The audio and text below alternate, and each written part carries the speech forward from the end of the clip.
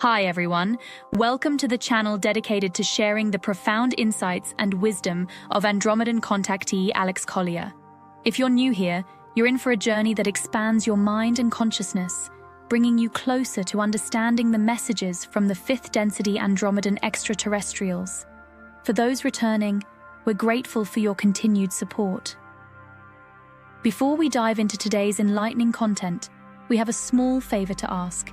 If you find value in the knowledge shared in this video, please consider hitting that like button, subscribing to our channel, and clicking the bell icon so you never miss an update.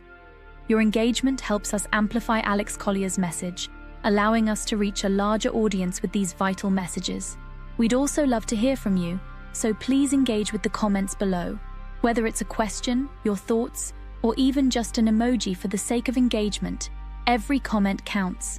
We read every single comment, and your feedback is incredibly valuable to us, as it all contributes to our mission of expanding this community.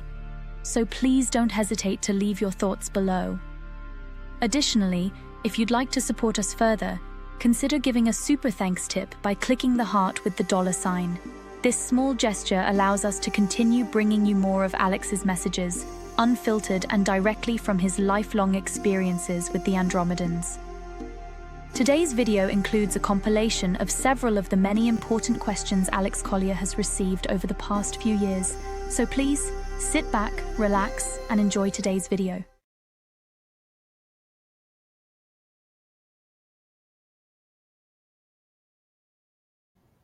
Is all of this lost wisdom, Library of Alexandria, and that now forthcoming from various galactics? Is it forthcoming? Is that the question? Yeah. I don't know. I would think. Is the lost wisdom now forthcoming from galactics? I think some of it. We may not recognize it as lost knowledge because it's been lost to us. But what I was making reference to earlier is that because of their ability. Okay, let me be more specific with the A's. They can take a picture of the Earth, just like they do any being, and they can take apart slides which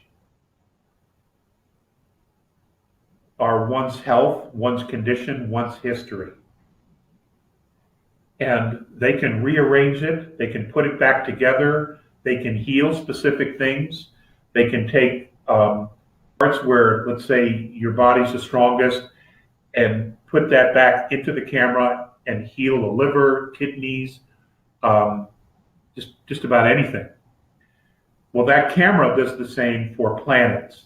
They can take a picture and they have a history of that planet, its formation, the cataclysms it's experienced, the volcanic activity, environmental changes. It has all of that knowledge inside this picture. It's a holographic camera of some device, some means.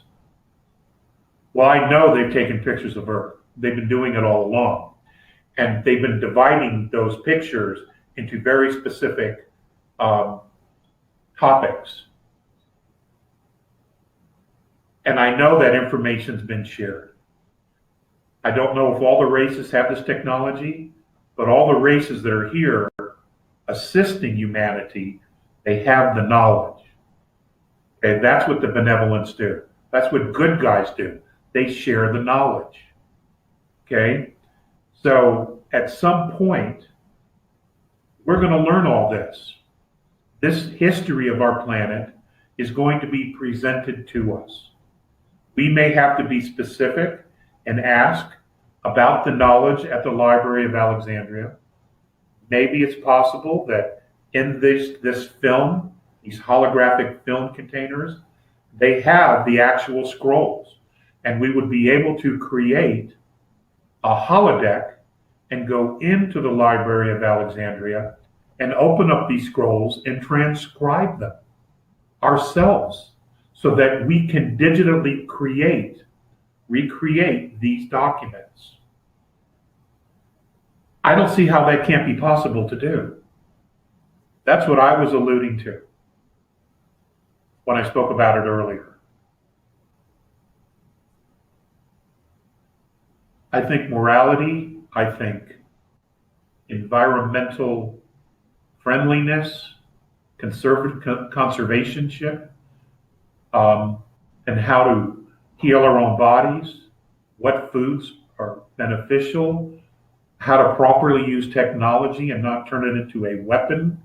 I think those are all things that these advanced races can teach us, because many of these races have been in similar places that we are, and they were able to get through it without destroying themselves. They stopped and they paused and they did a redirect.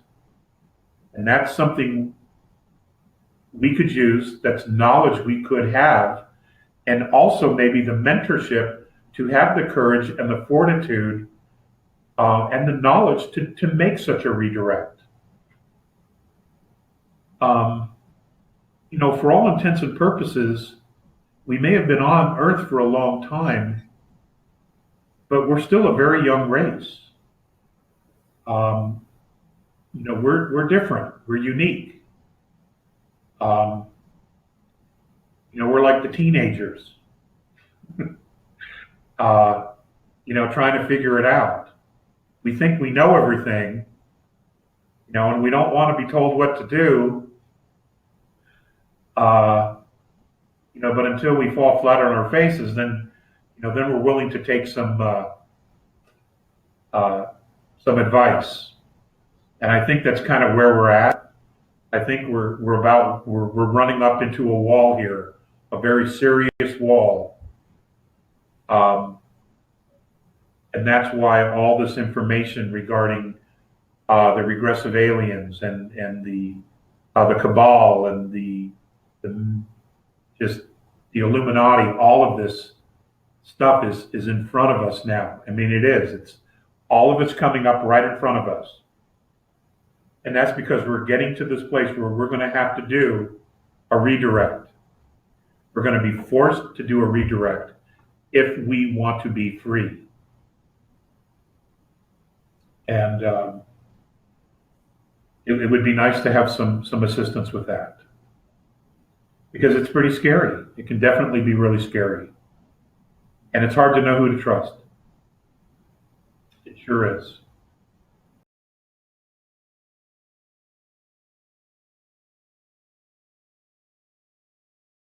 So far, with regarding the magnetic pull, would there be a potential of a pole shift? And also, how far away from sea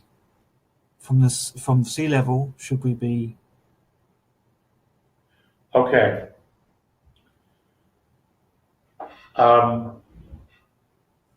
This has been researched very, very well.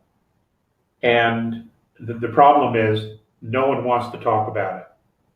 A mathematician, a professor of mathematics and astrobiology, who worked at the University of Arkansas, looked at the geological record of pole shifts. And then he went back to the Sumerian records of whenever this thing was supposed to come through, the rotation of when this thing comes through, this dwarf star, Hercules. And what's fascinating is that within a couple hundred years, every time this thing came through, the Earth experienced a pole shift. Not always a 180, sometimes it was a 40, sometimes it was a 60, sometimes it was an 80-degree pole shift. That's every time this thing came through. According to M, that's not going to happen here. They are not going to allow this tremendous loss of life. That is not to say there isn't going to be any loss of life, but a pole shift would be catastrophic for humanity right now. Absolutely catastrophic. Because 80% of the population lives on a coastline. Now, if I were living in Florida, I would move. Flat out, I would move. If I were living on a coastline, what I would do is I would set up a situation where I had a place to go, where I had clothes and maybe food storage, emergency supplies with a friend or family that was at least 150 miles away from the coastline. That's what I would do. If I get more specific information than that, I will let you know. But as far as food storage, foodstuffs, at least 3 months. And, there's all kinds of excellent buckets of food storage that you can get. I know that Humana makes one that's really super clean. It's expensive, but there are other brands that are really good too. But they make one that's organic. They also have gluten-free. And I understand that through research that I've been doing, is that others are beginning to put together gluten-free programs. But once this thing is announced, once this thing is in view, whatever you don't have, you're going to have to figure out what to do. But if you have it, you already have it in place, then you're probably good to go. Don't forget about your critters, your animals. They're going to need some chow as well. Okay?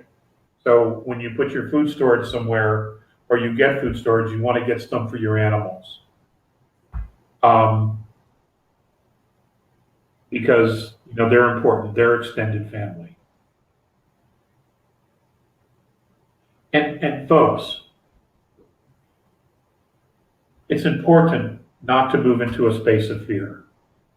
It's important to breathe, to get back into nature, to just anywhere, try to quiet your mind and listen to your own frequency. The trees, the ancient shamans, the ancient Toltecs, the Native Americans, the indigenous people, they listened to nature. They listened to the trees because trees are telepathic. And they would get visions, they would get images, they would get emotion, they would begin to feel emotion from trees. And my understanding is that the shamans and then the ancients that taught mediumship, the Sisters of Delphi, and other mediums that were known throughout the old world, when mediumship was it. I mean, you were a rock star if you were a real, genuine medium.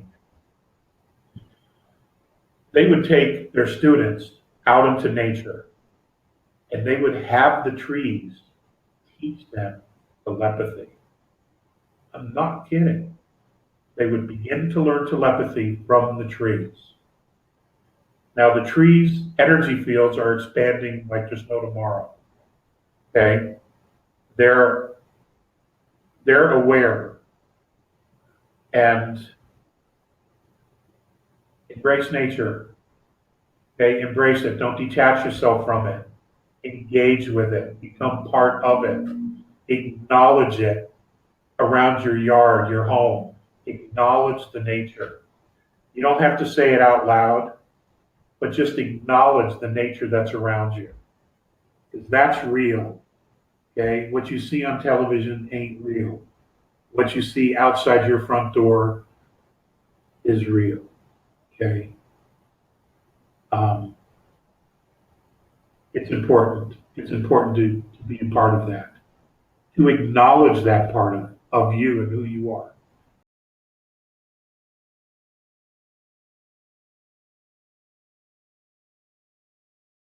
With respect to the fifth dimensional A's supporting the fourth dimensional benevolence to free Earth, what's the most important spiritual or technological aspects of their assistance in this movement?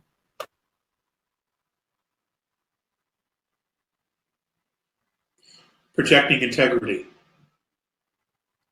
Projecting integrity on the entire process of introduction, explanation of intentions, assistance in setting up workable programs of mentorship, following through with the mentorship, introduction of technologies and their appropriate and proper use for the benefit only of humanity, and then leaving when we feel that we're ready to completely stand on our own, to stand back, to stand off, to back off, and allow us to stand on our own and begin to move forward, to stay in integrity through that entire process, and to force us to remain in integrity as well. You know, that's the thing about the benevolence. They call you on your shit. Not everybody likes that. Not everybody likes that, but that's what they do. That's what they do. They do. So otherwise they bail. You know, they bail. And that's not something we want now. We've had enough of all the other stuff. You know, we've done that. We've done all that. Thousands and thousands of years. Okay? Civilizations have come and gone, been destroyed several different times, and pockets of survivors rebuild. Let's get it right this time. We will have the tools, we have the mentoring, we have all the right pieces in place to actually make this work. All we have to do as a civilization is show up. Show up, keep our word, keep our commitments, and make it happen. And as we do that, as we build in self-empowerment, self-reliance, in integrity, it filters down to all future coming generations. You know, that's our job. That's our job. That's what we're here to do, is to write this course for humanity. Okay, that's what we need to do. That's what we're here for. Good question, Mike. I think there was another one too, right? Yeah, he had a second follow-up. Hey again, what is Morinet's opinion on the reptilians' prospects for redemption, since they have not been in control of what they are doing and will be freed eventually as well? There is a percentage that has the possibility or the ability of right action, but overall, that particular line of species is done. It's going to self-implode and at some point will become extinct. And what I mean by that is that the souls that inhabit those bodies will choose different life forms in future lives, and that particular life form will become extinct. That's you know, no one's ever asked me that, and I've known that for years. I love this group. God, I just love this group.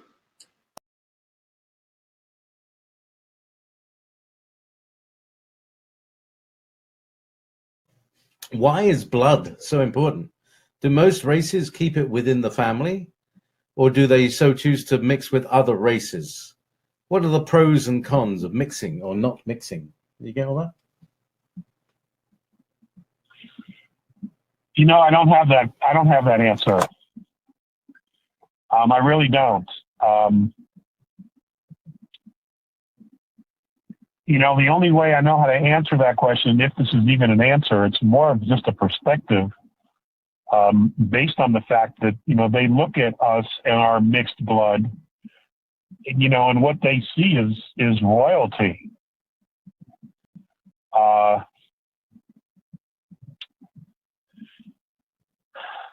You know, I don't know how to get into that question. I mean, it's a very good question, and it's also a very loaded question.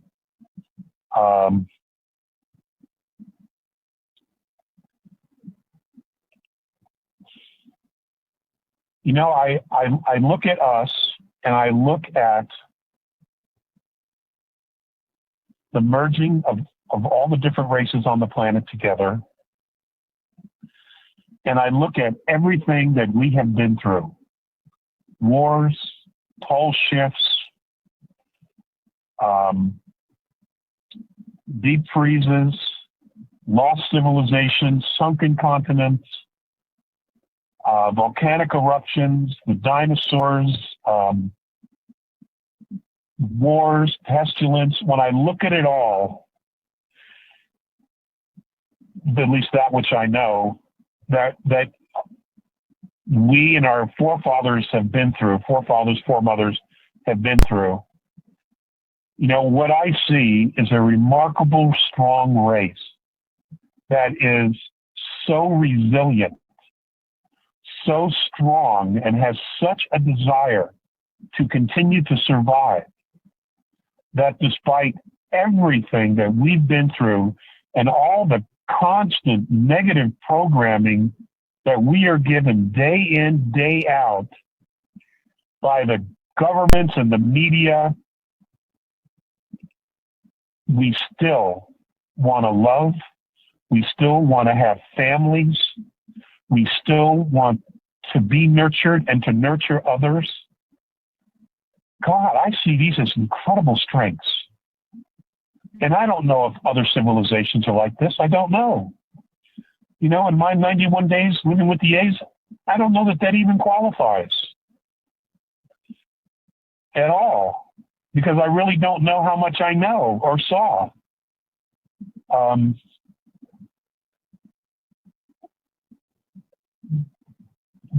But,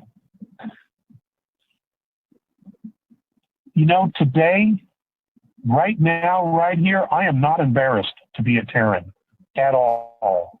I'm actually proud to be a Terran, to be a member of the human race here. We have so much potential. We have such an upside that we can't even imagine at this point. And I would love to see the expression on all of humanity's face when they learn what that upside is and that potential, and we actually begin to realize that we can fulfill it.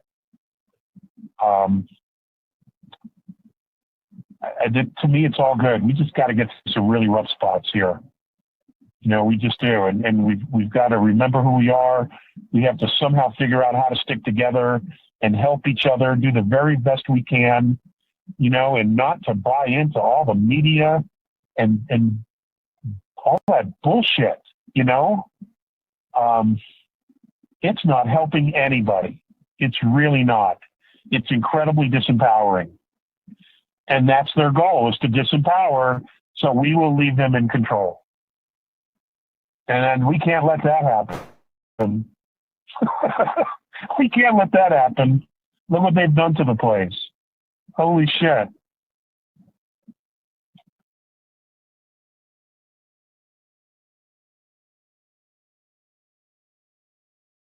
In your letters from Andromeda in 1996, Alex talked about when the system collapses, the New World Order would probably have 8 months to be imposed onto the people and then implode from within.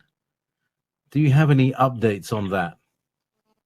Yeah, I don't believe that's going to occur. I genuinely don't believe that they're going to have their 8 months, because there has been a considerable amount of not only outside intervention regarding the extraterrestrial intervention or interference that's been occurring on the planet, but there has been a great deal of rebellion amongst the World Order cabal's own ranks, because as this got closer and closer and closer to fulfillment for them, those who were, let's say, the middle management, the rank and file, they began to clearly see what the ultimate plan was. And the ultimate plan was that less than 1 billion people were going to be here, and they were only specific bloodlines. So they've all rebelled because they realize that they were supporting their own demise and that of their own lineages and humanity.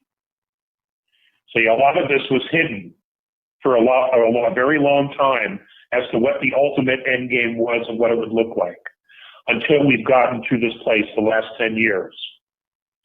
And once it became known what the ultimate plan was, there has been rebellion all over the place. And that's why we're in a position, humanity is in a position to possibly not have to go down this road, okay, with these knuckleheads. And that they can be completely stripped of all power and put in their own intern camps that they built for everybody else. I don't believe we're going to go down that road. I really don't. It doesn't look like it at all to me. And I'll tell you straight away, there's a lot of things I don't talk about. And I know there's a lot of you who are listening, you know things that you don't talk about. There is a lot going on. I mean, like, holy cow. And it's all going on simultaneously. It's all going on multiple holographic levels. And it is like a combination lock where the wheels are going one way and then the other. And every time they go back and forth, they are unlocking and connecting events and stripping away probabilities that are only for the benefit of humanity. It's a fourth and fifth dimensional chess game, and we're the pieces in the game. We are. But the resources that are here to assist are not here to lose, and they're not going to lose. We have to play this out. You see, the biggest issue here is, and this has been the issue, and I think I've said this 25 years ago, the biggest issue for the benevolent is how do we go about flipping this and empowering humanity at the same time. Now, there's a lot of people who aren't aware of ETs, or just simply isn't in their consciousness. And that's fine. But how do you empower those people to empower themselves without having this other additional knowledge? See, the purpose here is to empower humanity to unconditionally be responsible for itself without being coerced to accept some higher authority. In other words, become a race of leaders. How do you do that? And it's been difficult when you have so many people at different consciousness levels. It's a chess game. You got to keep moving everybody along. You got to keep moving the pieces across the board, okay, in a real forward movement direction without blowing.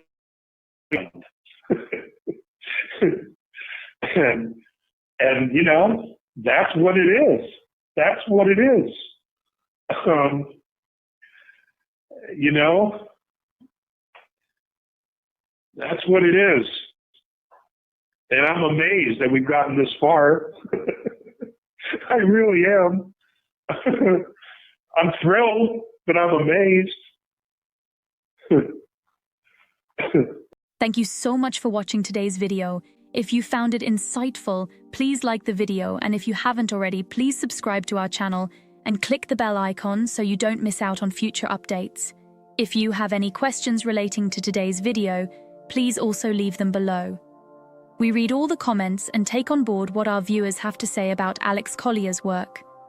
Remember, your support helps Alex Collier's knowledge and the messages from the Andromedans reach more people.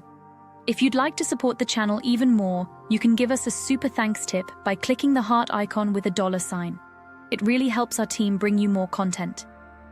Also, be sure to visit alexcollier.org to sign up for our regular email newsletter. It's the best way to stay updated with the latest news, exclusive content, and upcoming live webinars. For the latest insights from Alex Collier, check out alexcollier.live. And if you want to explore over 250 past webinars, head over to alexcollier.tv. Thank you for being a part of this journey and supporting Alex Collier's work. We couldn't do this without you, and we're genuinely grateful for your support. Until next time, stay curious and keep exploring the vast mysteries of our universe. If you would like to see the Andromedan contactee Alex Collier live via video stream, we hold a live online seminar every Friday at 2 p.m. Eastern Time. For more information on upcoming live webinars, please visit alexcollier.org.